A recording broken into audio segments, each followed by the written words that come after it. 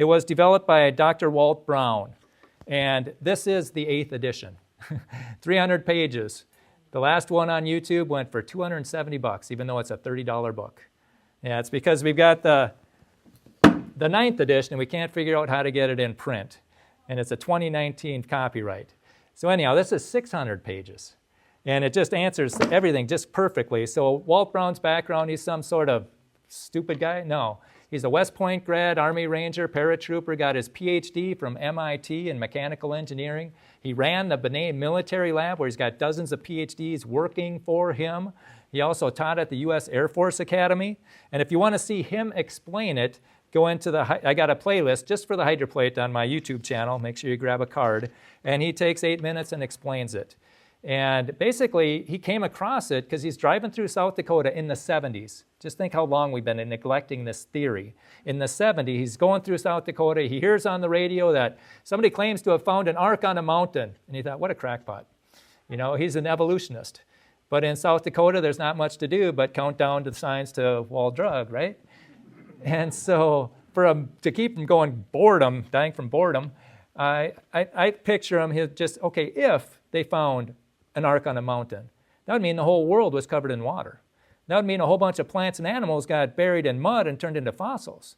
He thought, wait a minute, if fossils are evidence for a flood, where's the evidence for evolution? And he started to ask his PhD colleagues, what evidence is there for evolution? And after 2 years, he didn't have any.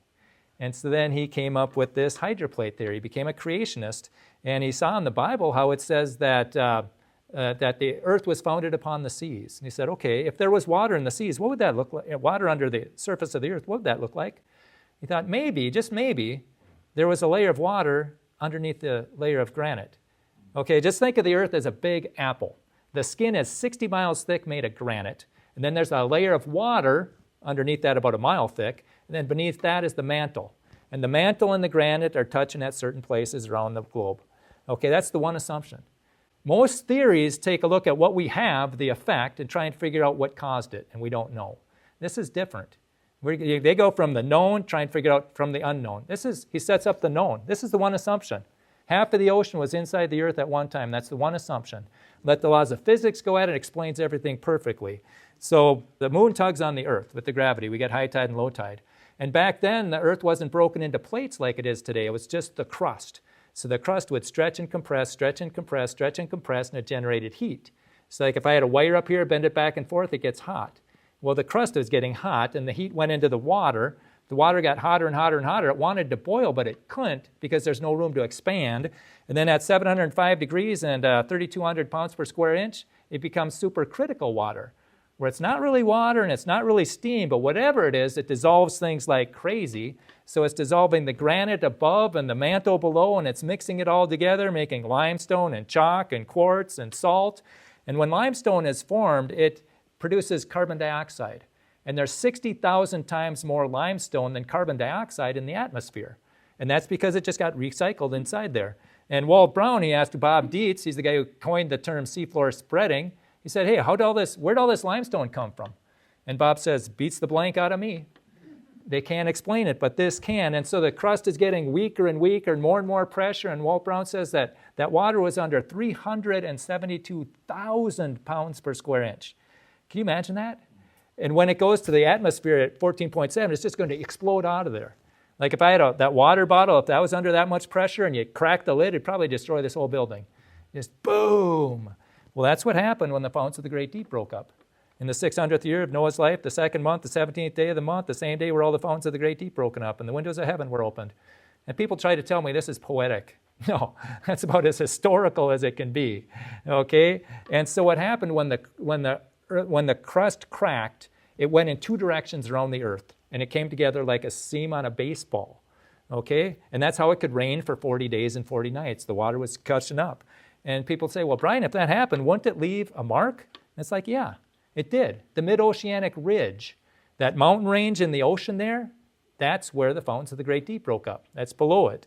And so what happened, the water's erupting out there like crazy. The granite's eroding on the bottom and the sides, and the mantle's eroding. That's where we get all the sediment for the sedimentary rock. Okay, now you got two cliffs 60 miles high. And you can't have a cliff 5 miles on high because 5 miles high on Earth because it'll crush it. So all this stuff is crumbling into this water that's getting shot up with tremendous force. The cliffs get wider and wider and wider, and pretty soon there's nothing pushing down where the Atlantic Ocean is. So that mantle bulges.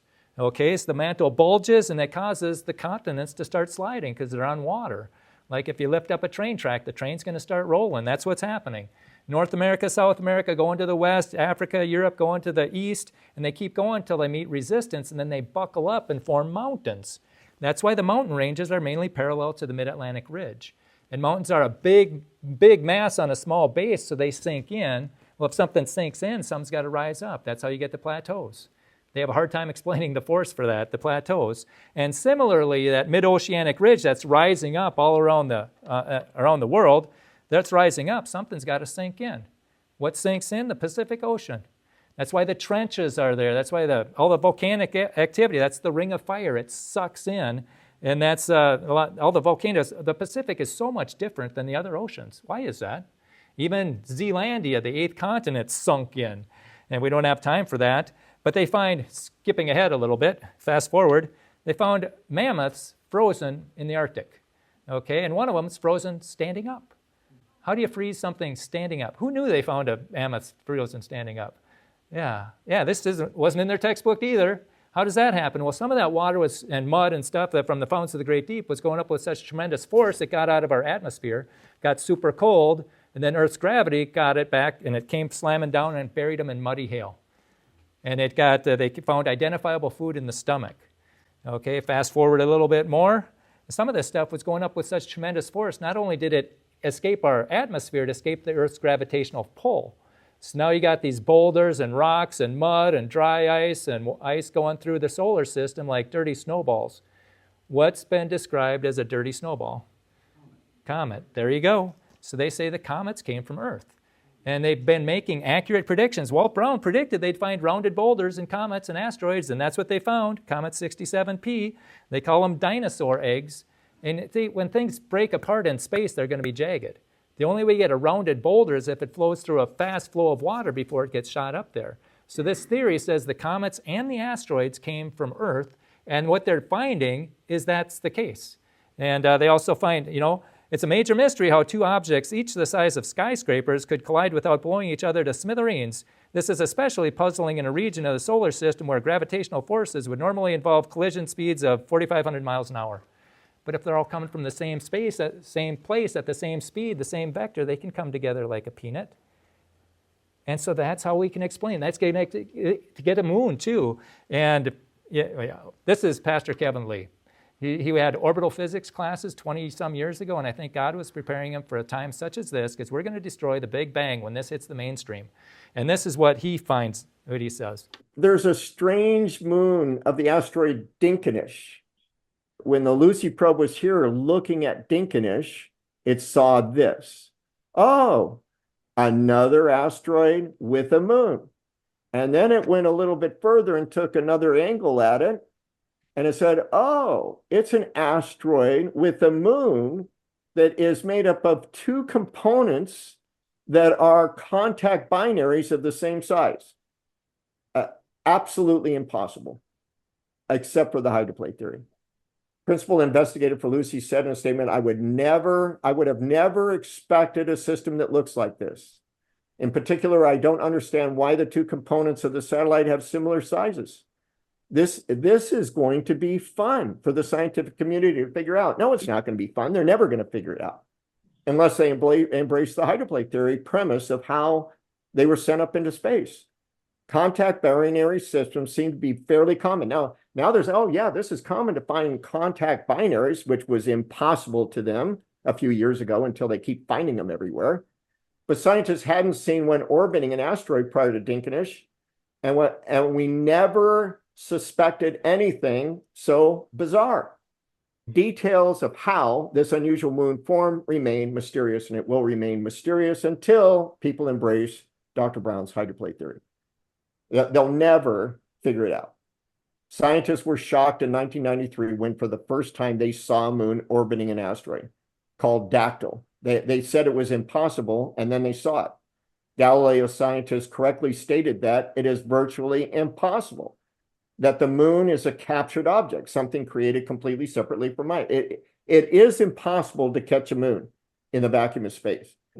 Now, decades later, scientists have found that 17%, more than 245 asteroids have orbiting moons. And now a moon with a moon can only be explained by the hydroplate theory. That's the only way it's going to be, they can explain it.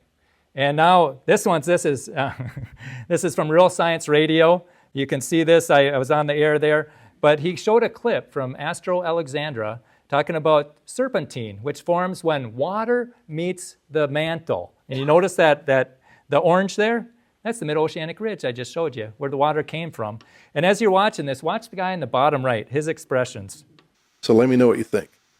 This is the most insane space news in a really long time. This asteroid, called Bennu, is 63 million kilometers away. That's 160 times farther than the moon is. Over the last few years, this spacecraft called OSIRIS-REx traveled all the way there, touched its surface, grabbed a sample, and brought it all the way back to Earth. And what they found in that sample is insane. It's rich in carbon, nitrogen, and organic compounds, all of which are essential to life as we know it, but we've seen that before. The asteroid is also covered in a mineral called serpentine, which looks like this. And these samples look just like the type of rock that we find here in mid-ocean ridges. This is where the stuff from the mantle of the Earth comes up and touches the water. It's underwater. Scientists think that this asteroid could be a chunk of an ancient small ocean world. This could be a piece of an old watery planet that's been traveling through space for billions of years, and we just took a sample of it. Wow. What do you think of that? Wow. Oh my goodness. We have a few minor tweaks for, first of all, that watery planet, let's call it Earth, Oh, as yeah. Kevin Lee likes to say. I wanted to get your reaction, Brian, because when I saw that, I'm like, wow, she works for Walt Brown and Real Science Radio in creating a short for us without us having to do all that production effort. Yeah, she needs a raise, I think. Man.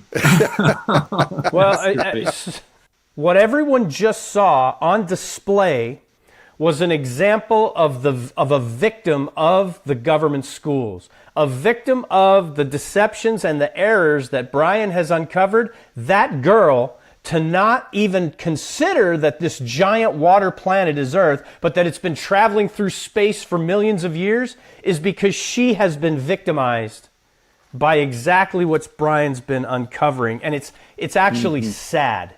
It's sad to see, but it is instructive as to the work we have to do. And there's the heartbeat, and eventually the heart stops. And that's why I do this. Where are people going when their heart stops? If you're believing in blind chance and you reject the Creator and His Son, you're going to end up in hell. And I'm using this creation model to say, hey, there is a Creator. And I think that we should consider that at least.